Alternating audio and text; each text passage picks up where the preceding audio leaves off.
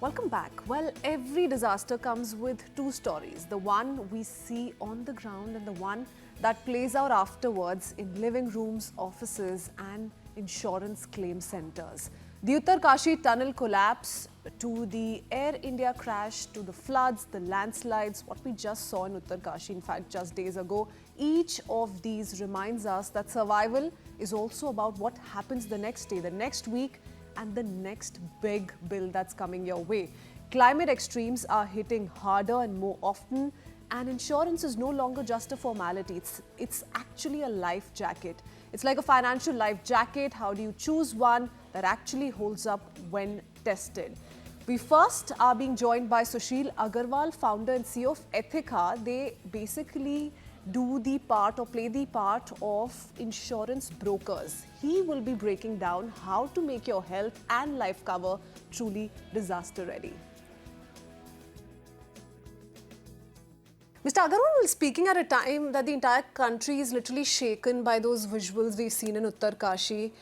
And God knows how many people are still missing. One question that's come to everyone's mind is what happens to the houses washed away? What happens to the people who've sustained severe injuries that will cost a lot of money?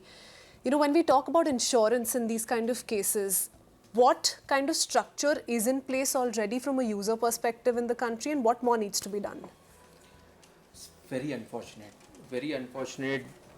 When I saw that video, it is as if we are seeing some doomsday movie, right?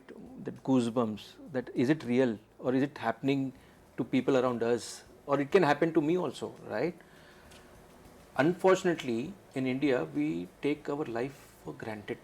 We take good things for granted.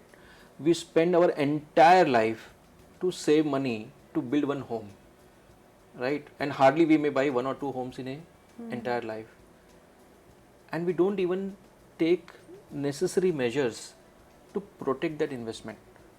Some of us may not be knowing that there is some instrument which can be used to save that, and some of them think that only good thing happens to me. Such kind of things are not for me, right? So I think there is a matter of awareness which program like this can help to reach out to more people and explain them that it is not just enough to earn money and save and build a house.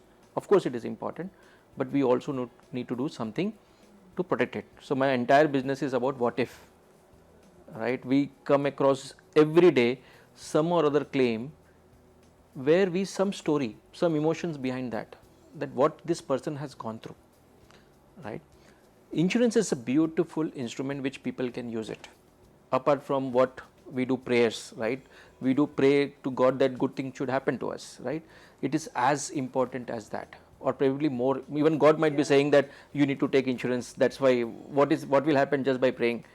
I have devised insurance for you and you take it, right? In India, we always confuse insurance with LIC, right? We have seen all our uncles, aunties, somebody will be there who will be selling policy, and we hate insurance thinking that, okay, only when I earn money to save tax, I need to buy a policy, right? That's not correct actually, right? That's an investment. That's a different science, right? Risk management is a different size, right? So the house which we are buying, we can safeguard that house from almost like 10 to 15 perils. That means what can happen to a house? Imagine that a fire accident can happen, a cylinder blast, right? Lighting can happen. Anything can happen, right? Yeah. Floods are also of different types, right? There is flood, storm, typhoon, right? Hurricane, tsunami. There are so many things. Earthquake. All those things can be covered. That means if anything happens to my house, even if there is a train passing, let's say my house is just next to the railway station, train is passing, there is an impact on my house, even that can also be covered, right? And the cost of covering that house is peanuts. If I am buying a 1 crore house, the cost of covering that house might be 5,000 to 10,000. So where is 5,000? And that is per year, not per month, per year. Only because we don't know about it, we have not made an attempt to cover it. And if you cover it, you can just safeguard that, okay, we cannot stop tsunami, we cannot stop this flood, but if something like that happens, I have enough money to rebuild it. So you have schemes that cover each of these Yes. So one scheme that has your house covered for an earthquake-like Yes. situation, flood-like Flood, situation, any other explosion that's taken place, riots, everything. riots हो सकता है. Even that is covered. Lighting is covered. Impact damage is covered. Implosion, explosions are covered. Landslide is covered. Like what we saw in Uttarakhand and very common nowadays, even that is covered, right? We hardly made an attempt to do that. Right? But do you think, Mr. Agarwal, there's a little bit of hesitance to this entire concept? Like you said, there's so much myth around it. गलत फहमी बहुत ज़्यादा है. तो ये गलत फहमी है क्यों? A lot of people run away from this whole term of insurance saying that, you know, it's full of technical words, there's too many jargons. Do you think we need to simplify it further, or we've already reached that stage but there needs to be greater awareness now? Yeah, very important point. Apart from the myth created by just as an investment scheme promoted by government to safeguard the tax, which of course is not there now, because now we are moving to a new tax regime where section 80D and all those things are gone. So we'll be more focused on taking the insurance for the sake of taking insurance, not for the investment, right? Apart from that, there is some myth created by the claim structure also, right? What happened when we buy a policy? We are not aware what is not covered. There is a thumb rule to buy a policy. Instead of asking the agent or insurance company what is covered, ask what is not covered. That's the best way, I will say, to understand whether the policy is going to cover the things which I am imagining that it should cover, right? That's the best question to ask, right? Second thing is, see, when we file for our IT returns, we go for a CA. When we file a suit on a court, we go for a lawyer. Why? Because we know it is so technical. Yeah, simplifies the that process. somebody has spent their entire life to understand it. I can't spend 10-15 minutes and do the same job what they are doing, right? Insurance is that, right? You need to have a person on your side of the table who will understand the policy better than what the other person understand, and then advise you what should be covered, what should not be covered, what you want to take insurance for, and what you can avoid it. And not only that, even claim happens. Even at the time of claim, that person will stand beside you to claim the money. What happens is, we keep listening in newspapers that this claim was denied. Yeah. He took the policy and this, and that creates Trust deficit yes, has been created. Yes. Yeah. So I will be afraid that why should I take money when something happens, Yeah. right? That's why even the government thought about it, and they created an entire licensing agency called broker. Now broker is like a person standing beside you, not beside insurance company. He is representing you. Taking a policy from the broker and taking a policy from the insurance company or agent is same. It will cost same. But the difference is, insuring with a broker is like double insurance. Why? A broker is also mandated to take care of your interest. And if he fails to do that, his policy will pay. That means I am insured against the professional indemnity, that if I don't do a proper job in advising someone else, that is my client, and he doesn't get the claim, then my policy will pay him. It's like double insurance. Right. Right. So that is also not there. So they end up getting missold by either bank or maybe some agent who hardly knows about the policy. They say this is covered, that is not covered, but that is represented in the fine prints. Broker is fine prints of fine prints.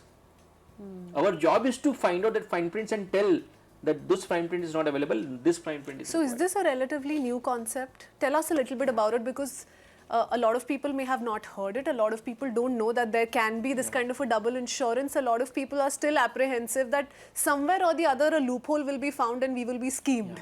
So is this a relatively new concept, and why are we seeing this kind of a poor showing still? 1% homes, I just read it in a report, are fully insured, for instance. That is not a great record. Why are we looking at that poor trend? See, in 2001, government started giving licenses for brokers. Till that time, we didn't have any option other than buying it from agents, right? 2001 it started. By the time people started knowing it, right, it almost 10 years it took for all of us to get known into the market, right? Even some of the insurance companies never encourage us because we were representing from the other side of the table. It was tough for them to manage us. So initially we faced a lot of hurdles. But eventually, now we have around 700 brokers across India, and some of the brokers are bigger than the insurance companies, right? But there is a long way to go compared to some of the Western countries and European countries. The brokers are much bigger. They are present across the world, we have long way to go, but we are moving towards that. So out of like 3 lakh crores of premium, almost like 25% of that premium is now through brokers, which is a good progress. From in the last 20 years, if we have seen, if we are able to get 25, I think in next 5 to 10 years, we'll be able to get around 50. So there is a progress, but not in the speed at which we want, right? We want more people. And what happens when we start trying to recruit people, when I go into the market, right, I hardly find people who are trained in insurance. I have MBAs, trained in finance, HR, I've got engineers, I've got doctors, but I have hardly people who are already trained as the insurance. Very few colleges who are there, right? That means I need to spend first few months, even though he might be MBA, but the next few months I have to spend my time and energy to train them. That might be one more reason that the progress is slow. But I think the insurance amendment bill, which has just passed yesterday in the parliament, the government is also planning to have a regulator, a separate health insurance regulator. There is a lot of efforts by finance ministry. There's a lot of initiatives done by IRDA in the last 10 years, the kind of changes it brought, right? I think it is very good step to make our insurance penetration almost double. So we are expecting by 2047, the government vision is insurance for all, right? In the last few years, if you have seen that health insurance, we were hardly aware. COVID made us aware. And after COVID, now we have so many government schemes, almost every state, even the central scheme, right? Covering all of us for 5 lakh rupees, right? Most of the, at least 50 crore population is covered under that. It's a very good initiative. But is it enough? I will say no. Why? Because maybe 5 lakh rupees, tell me, right? If I have something happens to me, I think I can beg and borrow, right? I can ask my relatives that, okay, I've got, and they will give, they will lend money. But what if I lose some in accident, some limb, and the doctor says 50 lakh rupees is required?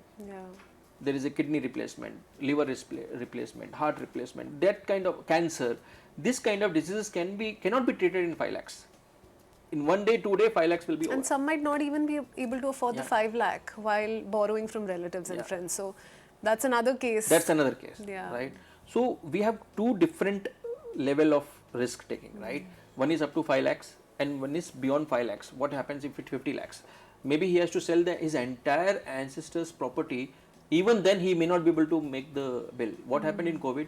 We saw claims of 1.5 lakh per day, and for 10 days, 15 lakhs, 20 lakhs, 25 lakhs claim was common, which we never heard in India, right?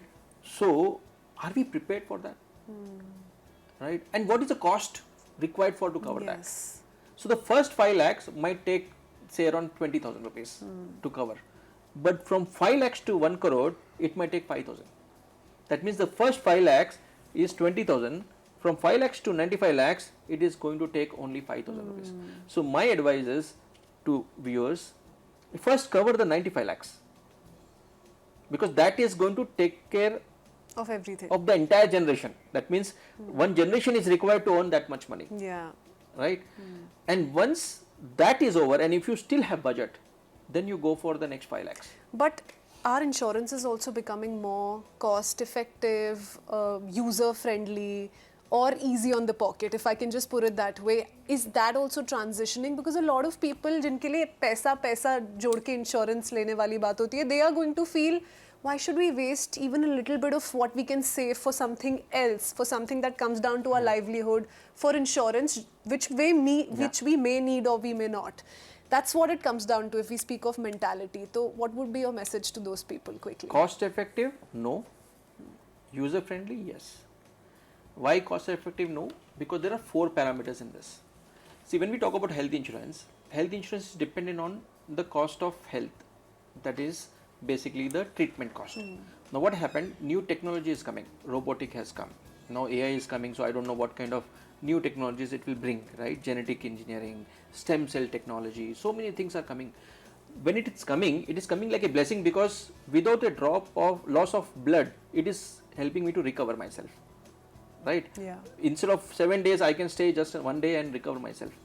But the cost is 10 times of normal. So the cost has increased exponentially, not incrementally. Second is new diseases. We never heard about COVID. We don't know what new disease is going to come. Every year, I will say discover, or rather inventing. We are inventing new diseases, right? So after inventing new diseases, new technologies are to be implemented, right? So that cost is further increasing.